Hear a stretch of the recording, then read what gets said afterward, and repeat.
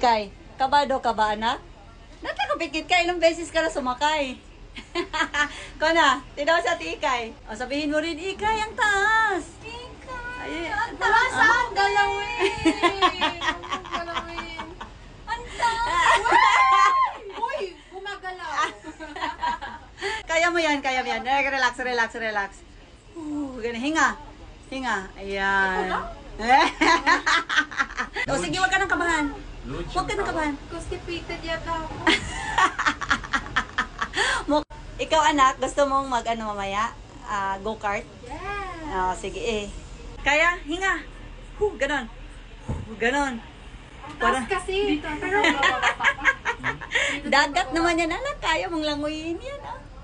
Dadali lang. Oh, buti pa si Kona, guys. Chill-chill lang. Paganda lang. Oh, hindi na siya takot ngayon.